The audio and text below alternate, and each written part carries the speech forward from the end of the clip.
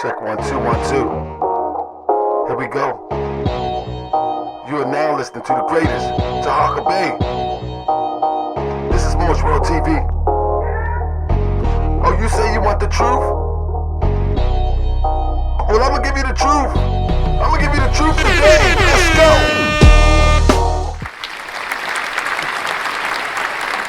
Welcome to another edition of Moorish World TV. I'm your host, Brother Taharkabey, and I am here with the esteemed attorney, Brother Malik Zulu Shabazz.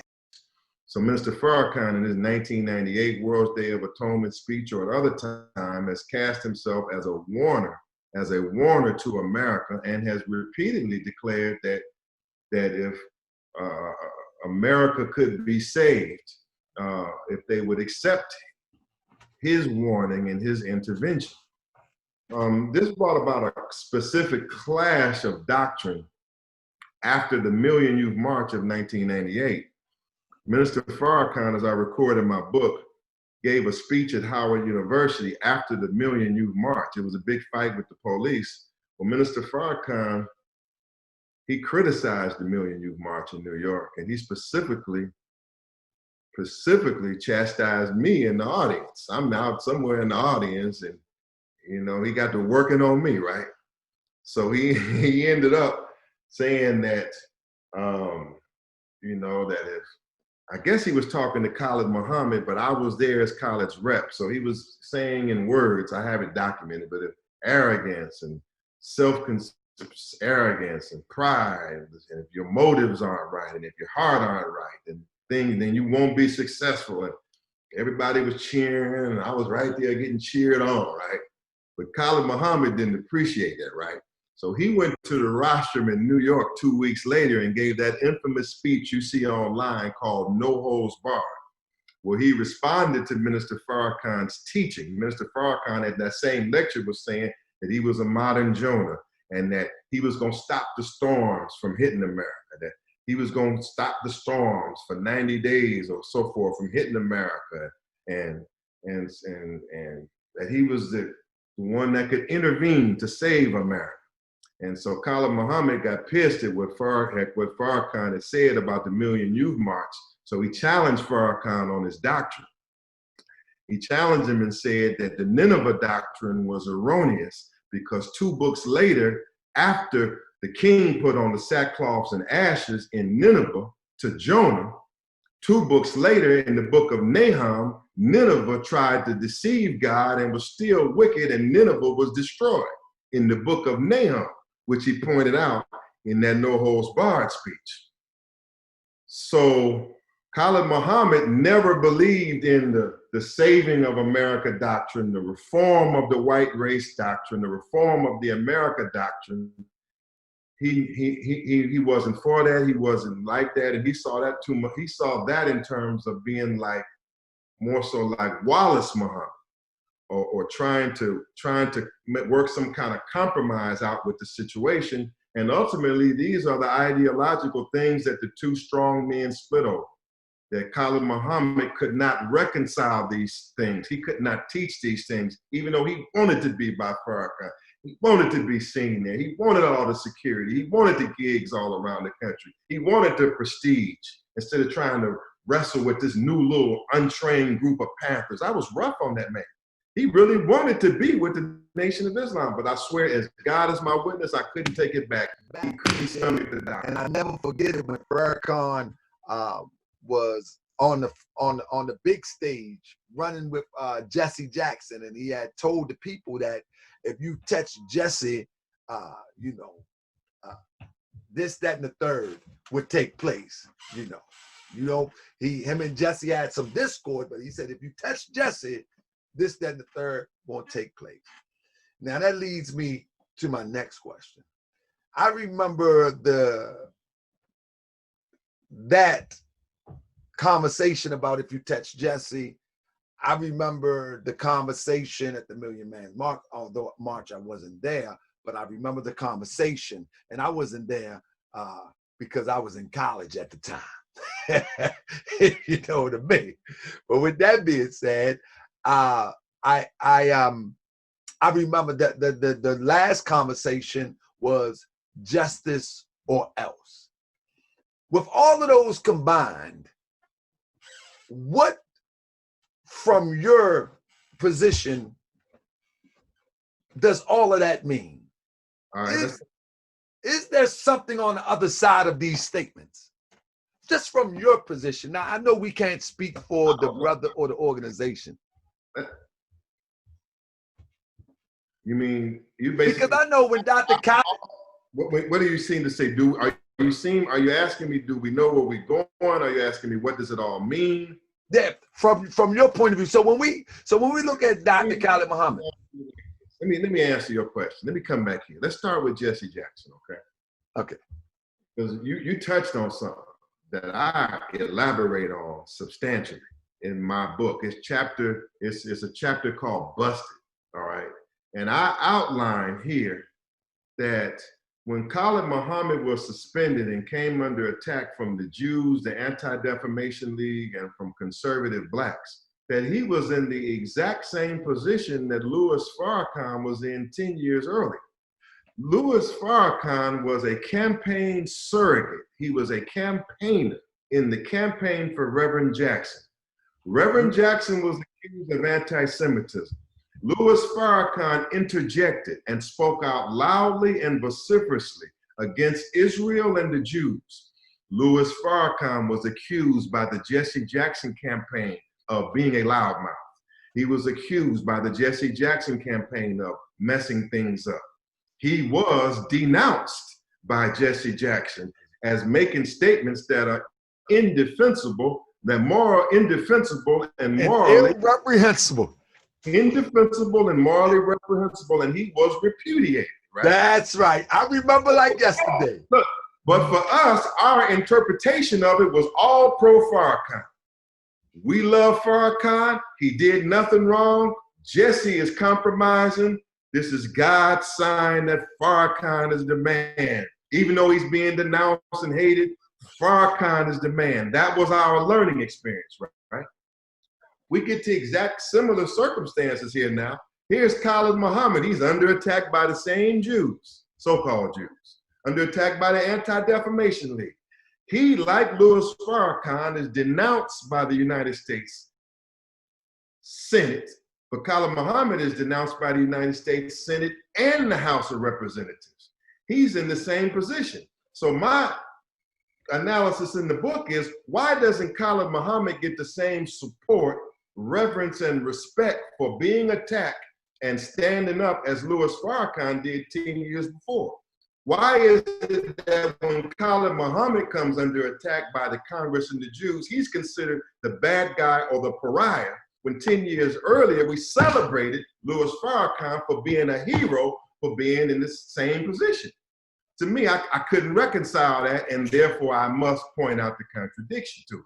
See, I don't think that, and so Muhammad's time, just like Farrakhan knew that his divine time came, and it did. This was Muhammad's divine time. But yet Muhammad was demonized instead of lionized. Straight up, he was really actually by his own group, honestly at that time, demonized instead of lionized, but there was political pressure. It was putting pressure on, and Farrakhan was trying to move towards the center. Khalid Muhammad's caught in the middle. There's even other points where you can see that Farrakhan maybe even feels kind of bad about it. He's talking to Barbara Walters. He says, well, I'm not trying to crush my brother. He's getting tired of people telling him to denounce Khalid Muhammad because why? It was newspapers saying that Farrakhan is becoming the new Jesse. And Farrakhan, we know him not to be in the repudiation business, right? We know him to be the repudiated one. We count on Farrakhan to defend anything black, a damn black mass murderer. Farrakhan was the standard. He don't denounce nothing. So once he denounced Khalid Muhammad, that brought Khalid Muhammad, that may have eased some things on his behalf, but it also brought questions on him. That even he knew that he couldn't go too far in that way. But ultimately still, Khalid Muhammad was like an albatross around his neck. It was like he's going somewhere big. And here's this militant. Khalid Muhammad's like a reminder of the past, you know what I mean? With this white man is the devil teaching. The Nation of Islam, I recorded in my book, in June 1993, they prohibited their members from teaching the white man is the devil. Do you know what an edict is? You know what a religious edict is? Like an edict. Yeah, we call it an edict. Yes. In 1993, after that Torchlight for America speech, the official edict was the white man is not to be called the devil anymore. He is to be called either the slave master or the enemy, but he is not to be called the devil. And so Khalid Muhammad told me, he said he's not going by that. Khalid Muhammad said he's never going to go by that. So there were changes being made that Muhammad wouldn't go by. And that's not all of my story, but that's certainly a hell of a part of it. Well, let me ask you. Now, hold on. Let me say what I want to say. You said what it all means. What it means is this, brother. What it means is this. Because at some points, the Nation of Islam doctrine got conservative. Then at other times, it'll bend back. It'll be here. It'll be there. And I guess what you're asking to me directly is, can we take the Nation of Islam, as great as it is, as many members as it has, as great as it is, can we take it serious as a liberation force to fight for our people? Is that what you're saying? Well, that's basically what I'm getting to when we hear all of, and much honor to all the work that they have done. But, you know, this is an interview and I have to ask the real questions. What would appear to be rhetoric or, you know, we've knocked the chip off my shoulder type thing, like the justice or else, or, you know, is there something, do you see something on the other side of that from your experience in the struggle? I wish I could. I want to say I wish I could. I wish I could, because it's needed so bad. And I want to say that the Nation of Islam call for justice or else was not just a title, was beyond the slogan. And I wanted to be that hoping, but I haven't really seen solid evidence that it was just some things that they were having. I mean, to be honest, I think that they could be a very effective fighting force in the fight for justice. I don't think necessarily that the Nation of Islam is going to be necessarily protesting, but they do have protests. I mean, they do march. They have the Million Man March. They have the Million Family March, the Millions More Movement, Justice or Else. They have marches and they tell all Black people, look, come and attend our march, support Louis Farrakhan. Every year they say, we're having Savior's Day. Farrakhan is the leader of Black people, as they say, support Farrakhan. And what do? We support. Why is it that when Black people say, well, we having a march on police brutality, now we trying to fight for the issues that we was just heard about at some of your marches, why is it that you now telling us you can't march and you can't be with us? See, to me, that smacks of a double standard. That smacks of a double standard. You want me to support you, and I do support you, but you always got an excuse why you ain't gonna support me. So that segues that down. Now listen, you didn't move too fast. Objection to stuff like that. So you didn't move too fast, because that's where I was about to segue into the conversation of you made a statement online, which made me to pick up the phone and give you a call, because your sentiments is kind of the same one that I have with the paradigm called the Moorish Science Temple of America. You made a statement a few days before the statement I'm about to mention, was that some brother had made a comment, a Moorish brother made a comment on your post, and you said, well, the Moors have not been in any struggle for the liberation of our people, not in the 60s, and, you know, I'm paraphrasing, but you addressed almost every era. And I even think you said something about every era.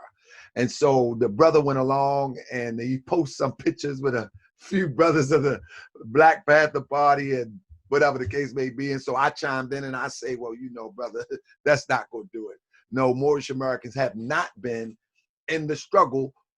We don't see affairs with Martin Luther King. We don't see affairs, this, that, and the third. So on the flip side of that, 2 days later or 3 days later, you come back and say something similar to what you just said about the Nation of Islam have not been on the forefront as it relates to the police brutality issues and coming out in the streets. And as you said that, and I thought about it, I had to reflect back because I've been in this for a while. I've been in the background in the temple type thing, but I've always been socially aware and conscious.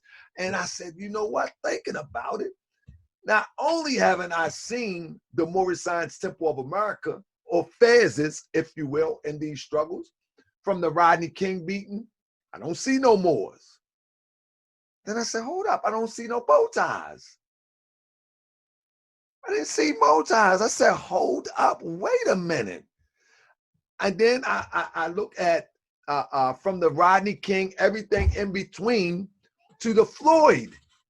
And I'm saying, I don't see the fez or the bow tie. What do you have to say about that, brother? Why is it that, now I can speak for the Moorish Science Temple of America, but I can't speak for the NOI, neither can you per se, but you have experience with a great iconic figure who was among the NOI. So you got firsthand experience to give you a better position to elaborate why we do not see the NOI at the forefront of these sort of public display of disapproval of treatment of our people. All right. I would even clarify further and say at this point, we don't see them at all. Not that we see them at the forefront. When major struggles such as the George Floyd and this struggle against police brutality, or Ferguson, Missouri, or Rodney King, most of the time we don't see them at all with the people. Unfortunately, I can explain why. I'm just saying it's just a fact that they haven't been seen. At other times, the times they have been seen, from my personal experience of organizing, it has been more so of a quasi-law enforcement action. Like in some cities, we've been out there and it's been riots and we have to tell them, no, don't turn your back to the police and towards us. You turn your back to the people and towards the police. That was Cincinnati 2001, or just, I would put it to you like this. It's part of my book, right? I talk about the Rodney King riot, right? I have a section where I speak about Khalid Muhammad organizing with the gang members. This is in like 91 and so forth. So Khalid Muhammad meets with Crips and Bloods and all of them. And Khalid Muhammad, he has his own Nation of Islam thing coming. So in his Nation of Islam meeting, they got AK-47s and they got all kind of guns and weapons, and you know, and they talking about what they gonna do and planning what they doing, what they do, right? And so this is coming up to the 92 big thing that breaks off. So Khalid Muhammad's with the gang members and they doing some things and they're talking strong too. But then we get to the big the big rebellion, because the mosque is on like 46 and Western, and the rebellion breaks out not too far up here on Normandy. And so the mosque of the Nation of Islam is in the heart of the rebellion zone. And you would think that come the big rebellion, when it's all breaking out, that this would be Khalid Muhammad's time. So look, I'm in DC, right? I'm trying to get my little thing going. I can't get to LA, my hometown. So I started my own rebellion over here in White Georgetown. That's just another thing you read about. I just started my own move in the white community. But I'm calling Muhammad on my way to the street, right? And I'm saying Muhammad, and Muhammad is pissed, because Muhammad said he's pissed because he's on suspension. He can't go nowhere. He can't say nothing in public. He's confined to the mosque. I mean, he didn't want to hear anything I had to say that day. That would be typical of his experiences at certain times, the critical times when the people want to see the Nation of Islam, want to hear from them, need them, where they at. Like in this instance, well, we don't say we don't expect the Nation of Islam to go out here and burn a police precinct or just be right in the police face, cussing them out. Maybe that ain't their style. But what about coming out here and monitoring the police, make sure they don't attack us? What about showing some solidarity? What about medical attention? What about just anything? What about just being, just to me, now I can be condemned all day.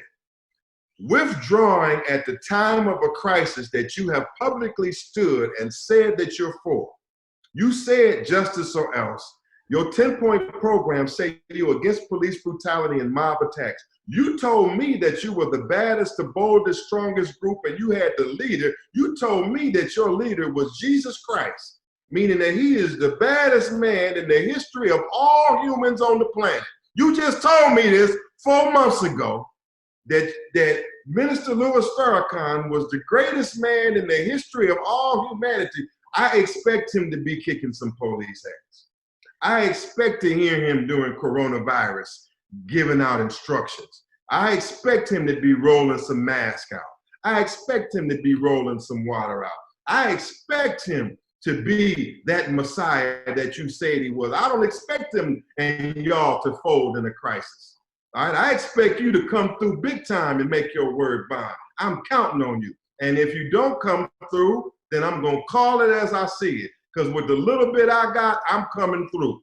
And we cannot fade from the fight. I love the Moors, but they missed the 1960s. That's right. You know, how you going to miss the 60s? You can recover, but you must admit you missed it. You missed it. The Moors have missed critical times. They can make up for it by, you see, you're the only one, you seem to be intelligent enough to know where you have some defects. Right now, the Moors can make up for it. The Moors. If you like this interview, please subscribe, share, and like. You say you want the truth, and I'm gonna get the truth for you. Check 1 2 1 2. Here we go. You are now listening to the greatest, Taharkabey. This is Moorish World TV. Oh, you say you want the truth? Well, I'm gonna give you the truth.